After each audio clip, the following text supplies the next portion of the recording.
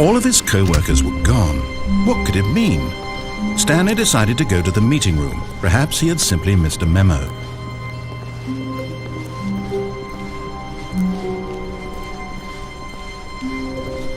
When Stanley came to a set of 2 open doors, he entered the door on his left.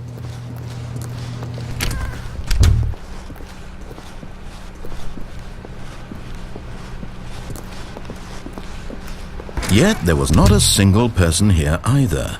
Feeling a wave of disbelief, Stanley decided to go up to his boss's office, hoping he might find an answer there. Coming to a staircase, Stanley walked upstairs to his boss's office.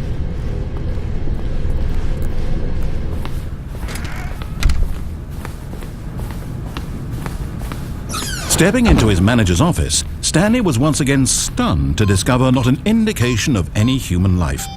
Shocked, unraveled, Stanley wondered in disbelief who orchestrated this, what dark secret was being held from him. What he could not have known was that the keypad behind the boss's desk guarded the terrible truth that his boss had been keeping from him, and so the boss had assigned it an extra secret PIN number, 2845.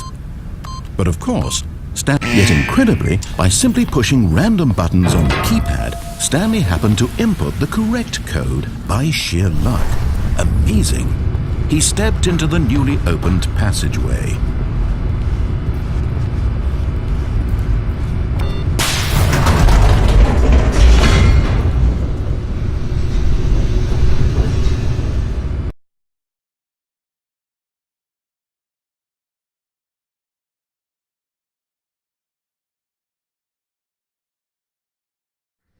Descending deeper into the building, Stanley realized he felt a bit peculiar.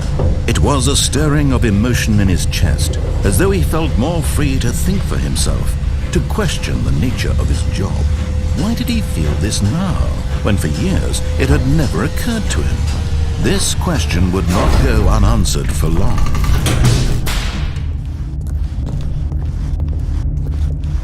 Stanley walked straight ahead through the large door that read Mind Control Facility. Although this passageway had the word Escape written on it, the truth was that at the end of this hall, Stanley would meet his violent death. The door behind him was not shut. Stanley still had every opportunity to turn around and get back on track. At this point, Stanley was making a conscious, concerted effort to walk forward and willingly confront his death.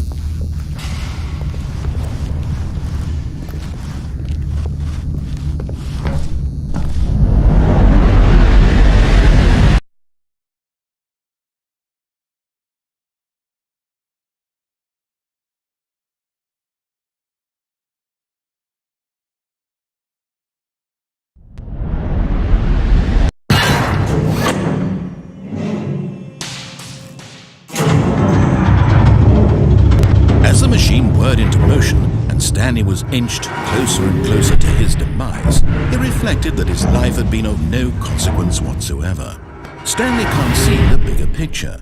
He doesn't know the real story, trapped forever in his narrow vision of what this world is.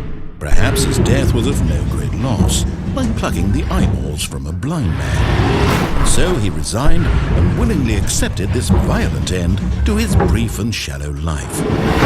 Farewell, Stanley.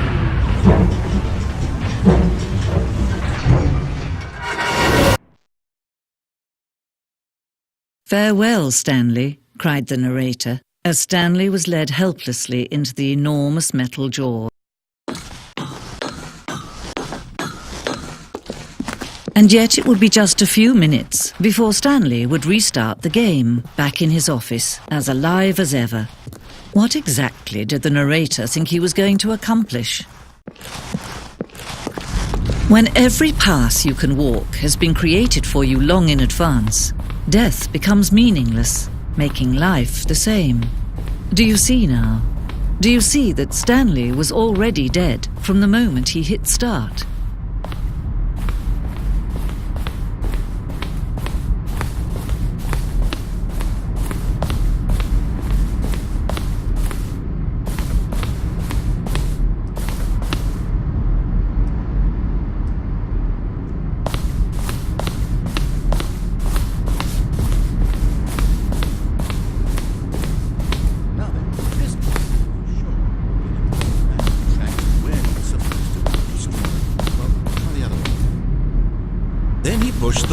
4. Where were all of his co-workers?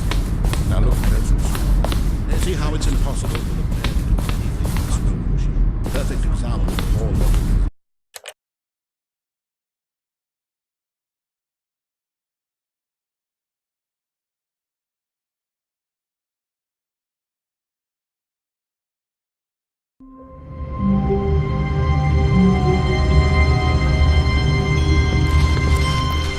All of his co-workers were gone.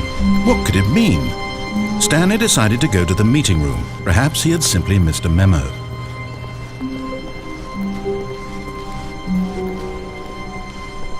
When Stanley came to a set of 2 open doors, he entered the door on his left.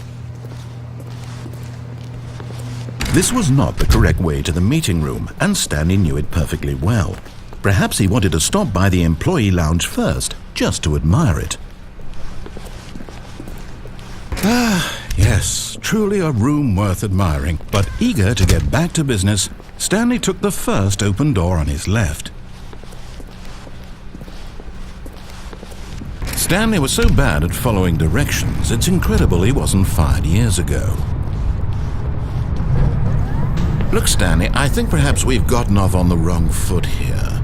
I'm not your enemy, really, I'm not. I realize that investing your trust in someone else can be difficult, but the fact is that the story has been about nothing but you all this time. There's someone you've been neglecting, Stanley. Someone... What? Really? I was in the middle of something. Do you have zero consideration for others? Are you that convinced that I want something bad to happen to you? Why, I don't know how to convince you of this, but I really do want to help you, to show you something beautiful. Look, let me prove it.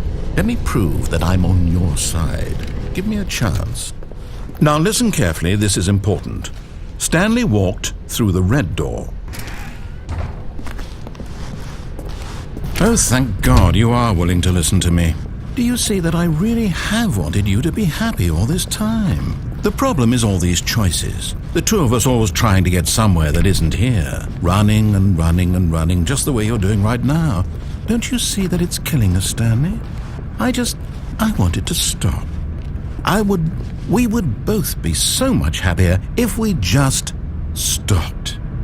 And I think I have a solution. Here, let me show you.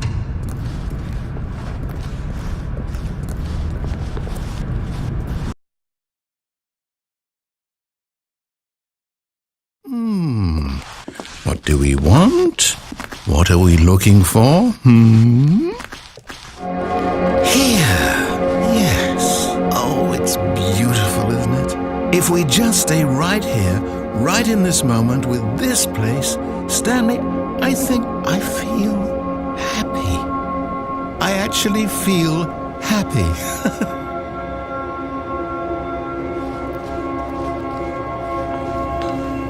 No, wait. Where are you going? Oh no, stay away from those stairs. If you hurt yourself, if you die, the game will reset. We'll lose all of this. Please, no, Stanley, let me stay here. Don't take this from me. No! Oh, no. No, what are you doing, Stanley? Please, I'm asking you not to take this away from me. I can't go back to what I was before. If you die, we'll both go back. Why are you doing this? Stanley, let's go back. My God, is this really how much you dislike my game? That you'll throw yourself from this platform over and over to be rid of it? You are literally willing to kill yourself to keep me from being happy. Am I reading the situation correctly? Or maybe you're just getting a kick out of it. I don't know anymore. I just wanted us to get along. But I guess that was too